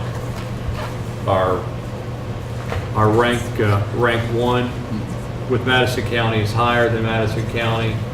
Rank 2, our average is higher than Madison County. Our rank 3 is higher than Madison County, and I think that's a fairly typical competitor we have. Because in the real world we live in, we're all unfortunately competing with Fayette County as to what can we do to try to retain our teachers and our staff in terms of the quality of our administration, our facilities, et cetera. But it's very less volume. Yeah. That's it. So I really, Fayette County has to be taken into consideration because they are a challenge for us. So I'm certainly not discounting that they're not, but for the sake of, for my discussion, again, I want to compare us to the other counties that are around us. And when I plugged in, what it would take for us to be the highest paid on rank 1, 2, and 3 of all the other counties except for Fayette, my number was about $250,000. And that's what's reflected on that chart there. Unfortunately, this was something that was just sent out this afternoon. Yes, I printed it, but I didn't have a chance to go through it. But it's really just more for a discussion basis as opposed to actually approving something. What's in dark is whoever's the highest paid, and over here is Clark County, there's where we're the highest paid. This is where Scott County might be. And what I want to try to calculate again is what would it take for us to be highest paid? Of everybody. And we're still just looking at certified, Yes. which are not our lowest paid people on our salary scales. That would be correct. Okay, just so we don't lose sight of taking care of the folks in those lowest paid positions, not only certified, but mostly classified, in my opinion. So again, just because trying to compare classified is a much more difficult mathematical challenge to do that.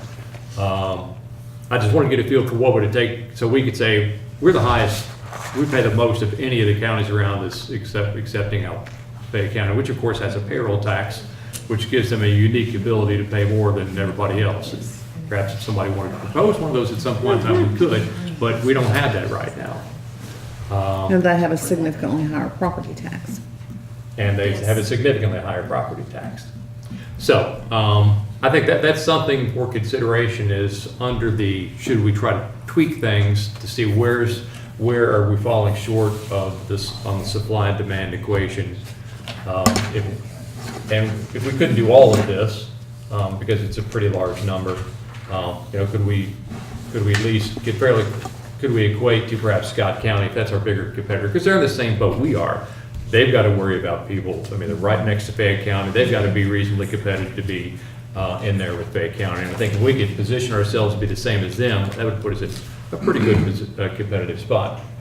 Especially considering we have a high school that's already built and theirs is overcrowded and not.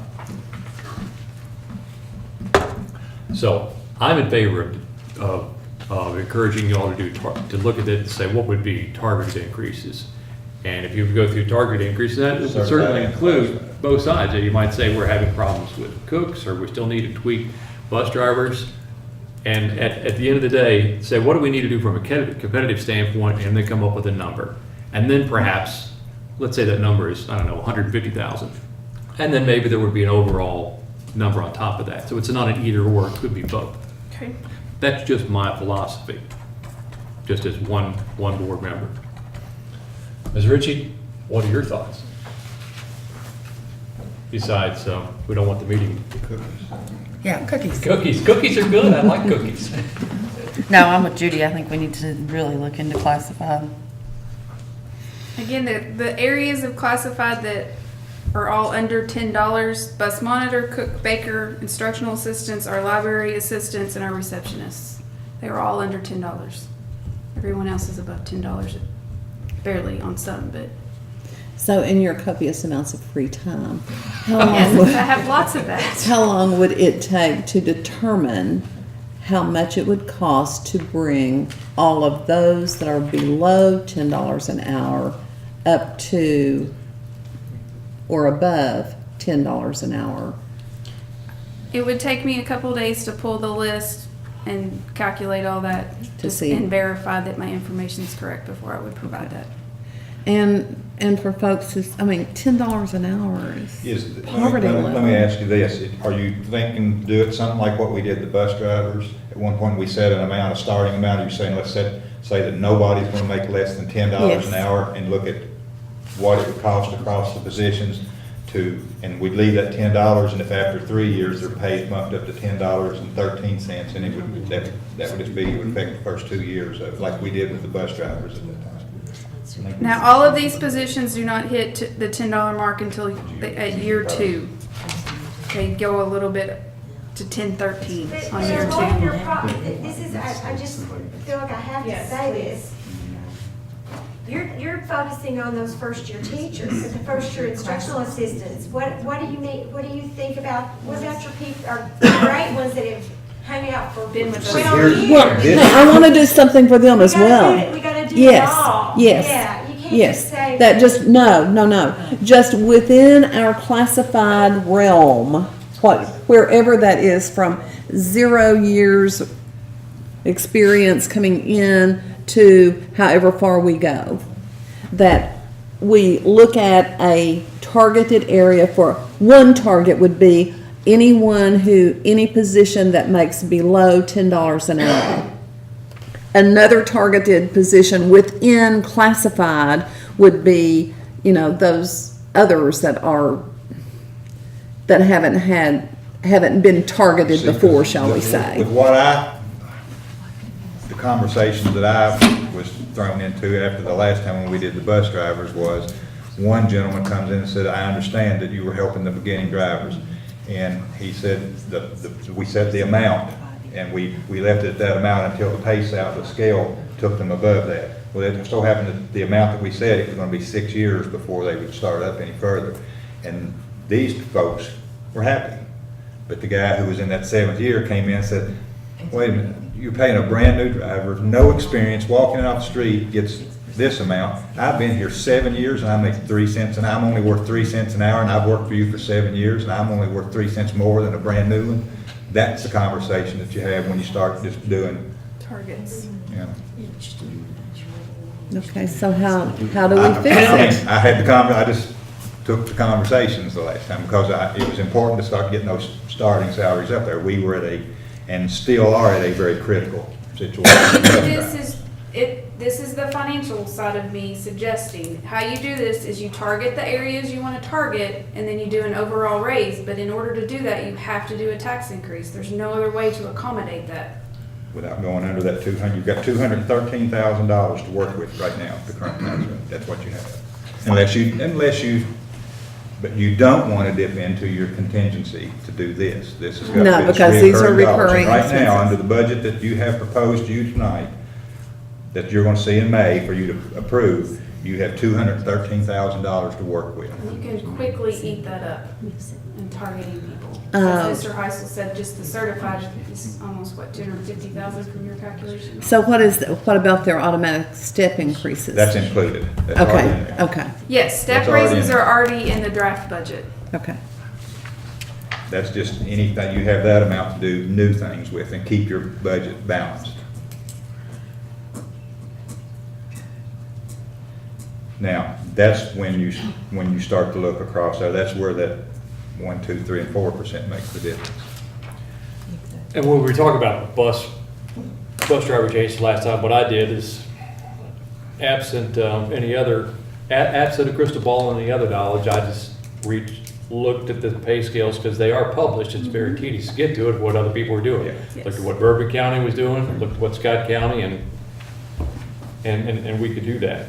I think we have I'll to start tomorrow by calling in the transportation and food services and then working with some of the others that has these other instructional assistants and say, let's start gathering what other counties are doing.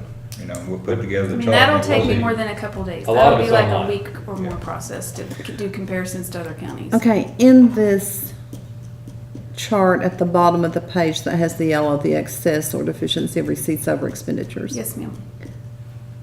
Okay, what is the calculation that yielded a greater amount for a 62.8 tax rate than it did for a 63.5 tax rate? That might be another error in my spreadsheet. Say that again now. Okay, the 62.8 tax rate yields more than, the excess is greater than the 63.5 tax rate.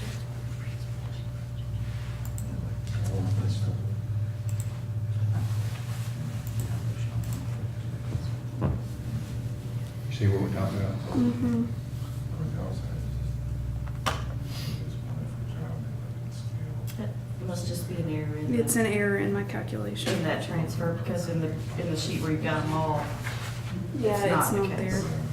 there. You need to get bifocals like me. When you get older, you have them. Yeah. Because I get to blame it on You everything. start looking at Excel documents for days and days in a row and your eyes start to cross, and that's what's occurred here, so.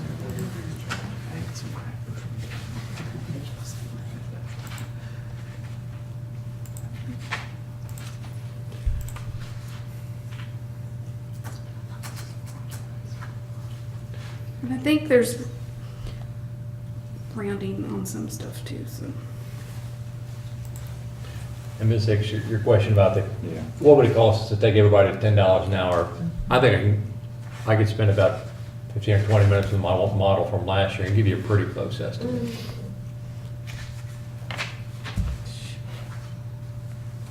Yeah, we Formula can- didn't carry yeah, across. that part's easy to calculate, how much that would cost to take everybody to that.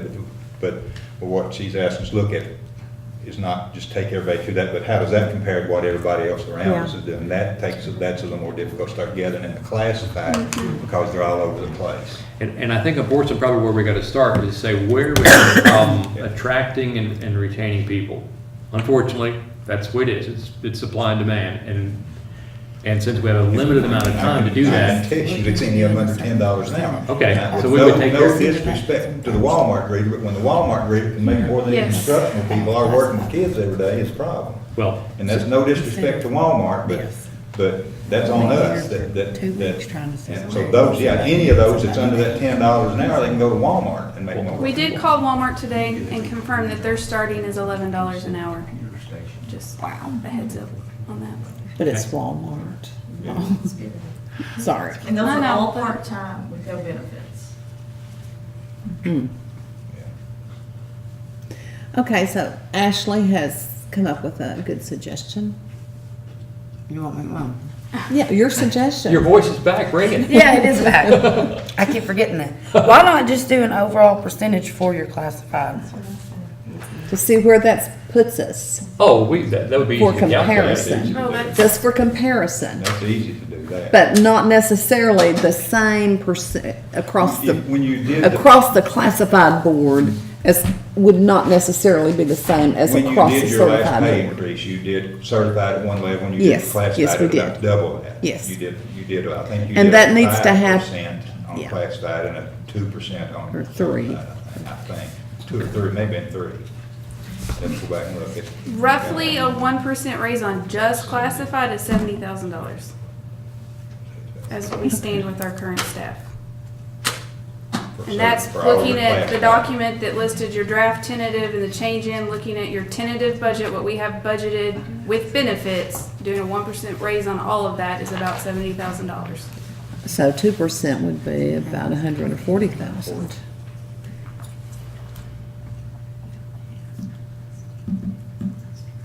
And I'm thinking, I knew that was about 70, I'm thinking your certified is for 1%, was about 200.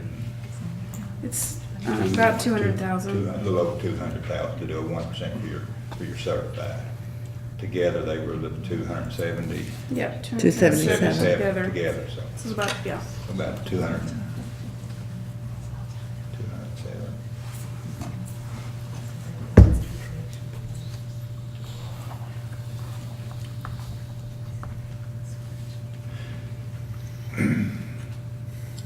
Well, heading towards home then on our meeting tonight, what other, I think if you got some more research to do, I can try to come up with this $10 thing. I don't want you to spend a week on that. Because there's, I mean, if It's it's a just broad the brush $10, That's easy. starting them at 10, that's easy, but if you want me to do comparisons to other districts, that's what's gonna take me We gotta longer gather, to come up we with gotta go back than and to kind of just. gather some. from my standpoint, it would be good to do that on where we're having problems attracting and retaining people. We have to, where's our problem list of where we can't attract and retain people?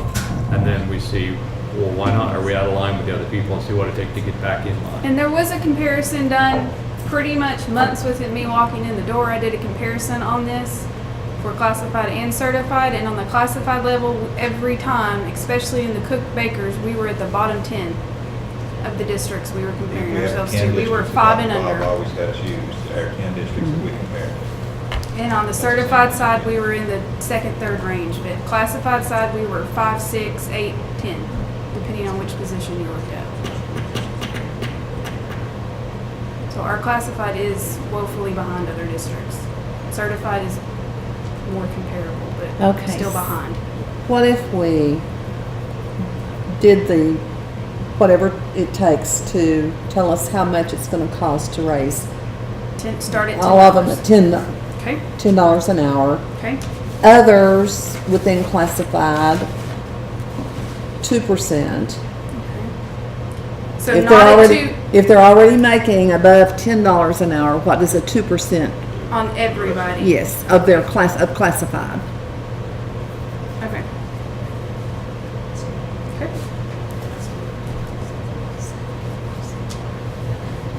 And we already know what a 1% for certified does, right? That's gonna be more than a 213, isn't it? That's what I'm saying. You're To gonna- do you're it gonna be- targeted and an overall, you're really gonna have to raise taxes. And again, the financial side of me, you don't raise taxes, you'll lose it every time. I mean, that's money you're leaving on the table every year that you're gonna lose. And it piles up after many years of not paying. Well, and you know, for us here, we understand about not using contingency for recurring expenses. Our public doesn't understand that. They say, you've got a contingency of $15 million or $12 million or whatever, and you're asking us to pay more taxes. You know, that's the conversation that is difficult to explain to constituents, and validly so. Because they don't sit here and they don't spend hours going over financial stuff and trying to figure out how we can be as fair as possible to our workers. And then we're sitting, but they don't understand. No, we don't use contingency for salaries that are going to go on and on and on, because we may not always have that contingency to cover it. But But at the same time on taxes, again, we've got to be competitive on that also. You know, we're trying to attract new people to move to Clark County, especially new people with families. So we have to be in the hunt in terms of what our tax rate is. We can't jump too far outside of Madison County, and Scott County significantly less of us. So we have to have that balance. And then just from a personal standpoint, there's a lot of people that are on fixed incomes. It makes a difference to them. We go 4% a year over 10 years compounded. That's because it is compounded 4% on top of 4% is 48% over 10 years. So it's all a balance we'll have to walk through on. It's also important to point out that the raise in C came at least in part, was funded in part based on cuts in other programs. And we lost a lot of money in other programs across this district that was intentionally cut to pay for the increase of C. There's been cuts in preschool, community education, professional development textbooks, family resource centers. We're getting ready to experience some big cuts across the board that in part funded your seat increase. So I think it's sort of a And your pension plan. Well, pension plan. so on those cuts, have those been detailed for us? Those are in Fund 2, and no, they are not detailed yet. Okay. 11.3 in preschool in and of itself across the state. Across the state, across preschool programs.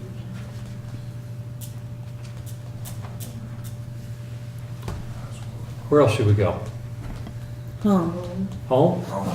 So right now, the only Second. directive that I have is make everybody $10 on the classified, 2% overall, what that would cost, My two and a cents. 1% for certified. and 1% for certified. And my perspective is, I think the cost of raising everybody $10 just can't be that much. So I'm not against that. But I think we ought to try to identify a punch list of where's our problem areas? Even after What would- $10 What's it gonna take to address those problem areas? And then, again, just my perspective, come back with an across-the-board increase. So if it took us so much money to address the problem areas, perhaps we can only come back with 0.5%. That's my perspective. And we each get a perspective.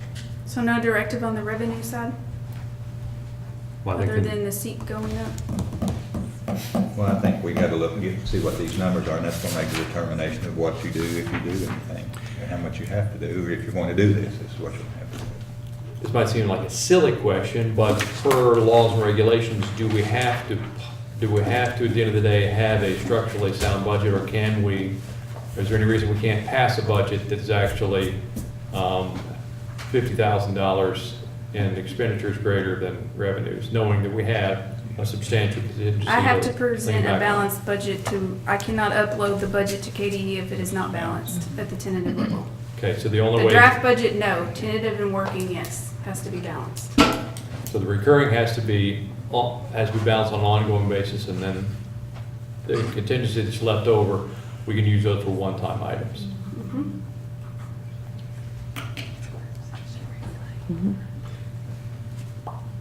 That's my understanding as well.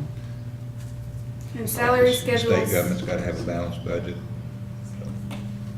So we- Not so much for the federal government, but, you know, who's Well, counting? let's not get started on those Who's counting? rascals. Typically, salary schedules would have been brought to you at the April meeting to approve, but due to needing more discussion on that, they would now, may talk about the changes, or when are you wanting the salary schedules brought to you? Well, folks would like to know what they're going to be making before they leave. Yes, because we're the starting to school year. post positions, Ms. Scarlett has left, but Yes. we're starting to post positions and We're interviewing. interviewing. So to that end, do we wait, the next regular meeting is May 15th, correct?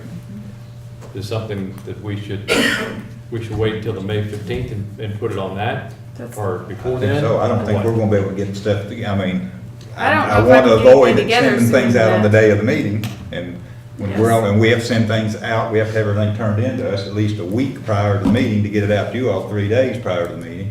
We're only looking at a week or so, week and a half to get all this together and get it in time for the May meeting.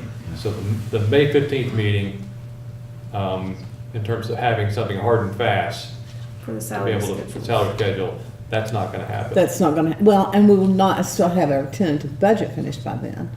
Well, I think it's all wrapped up together. That's what I'm saying. Do we want to put, like, so the tentative budget meeting, which would be May 20, 22nd, I Has to think? be before the week end after. of May. It's the week after. May the regular 22nd? Can we do salary schedules, tentative budget? Like, meeting on May I mean, it would be 22nd. nice if I got some directive finding this, because I have to build that into the budget prior to then, but as far as so you can see the budget prior to approving the salary schedule.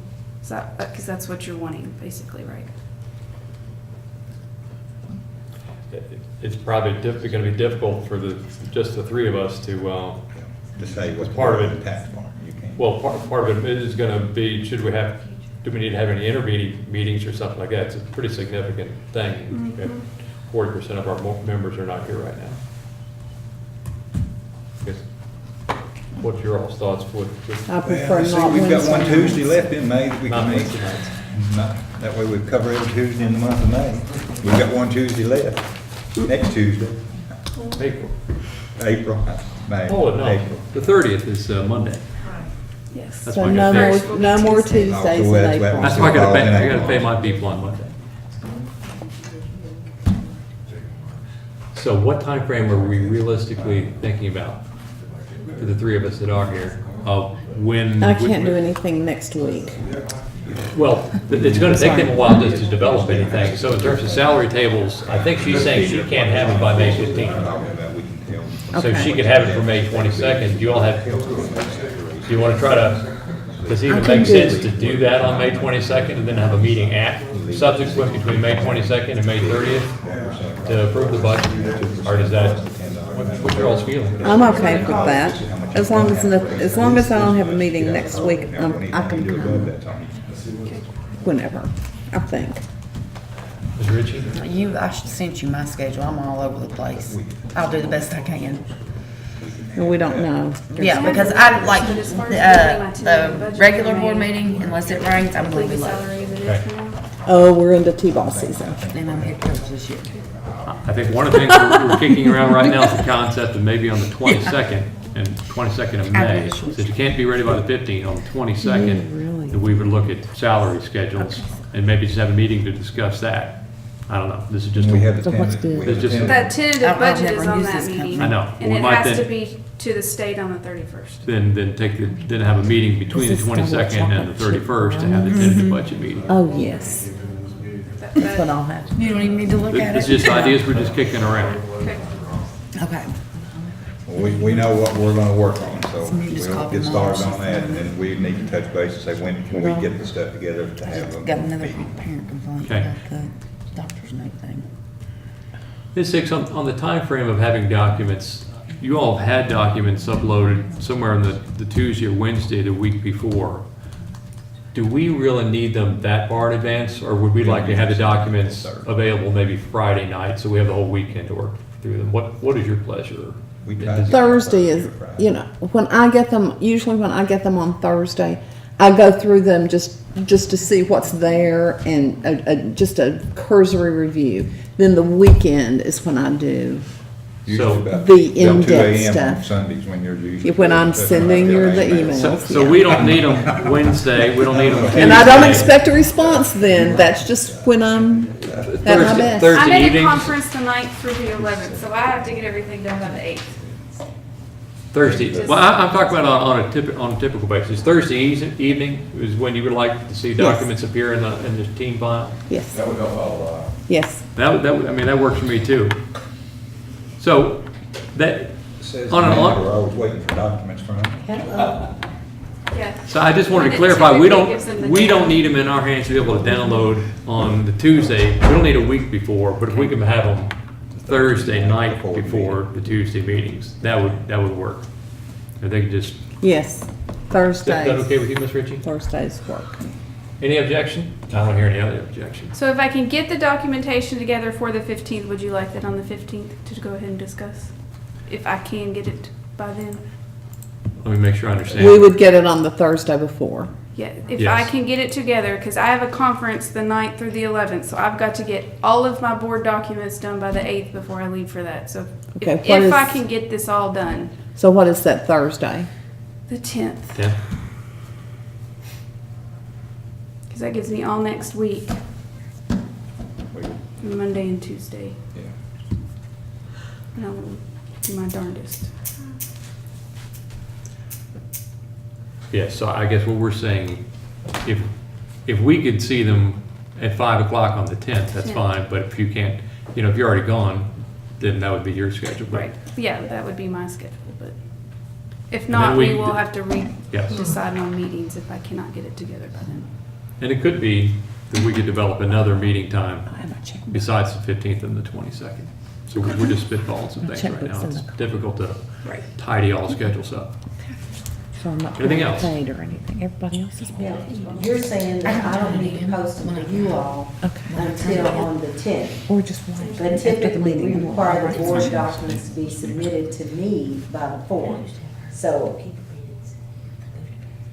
is my date still gonna stay the same? You're still gonna get them to them on the 10th. That's up to us, what we set your date. how long. Right, whatever- We'll work that out. Y'all can figure that How part. much time you need to Okay. get them in early, but they want them on the I just don't 10th, wanna confuse those on the folks. Thursday night before the board meeting Yes. next Tuesday. And 10 sounds good to me.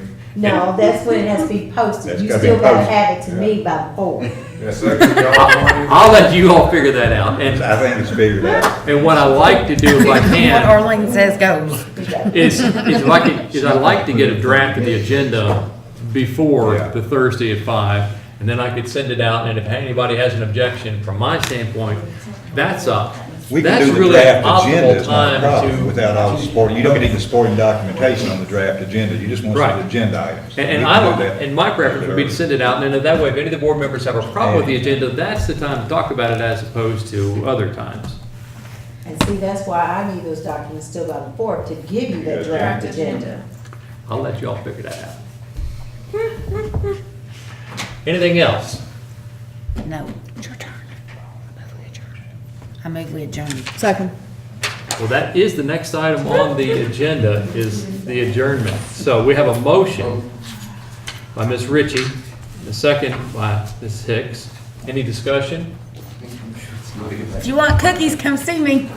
That can't be part of this discussion. That's out of order. That's okay. All right, all those in favor, say aye. Aye. Any opposed? No. So we are, adjourned at 8:44 PM by a vote of 3-0. Nate Chambers. With so-and-so absent and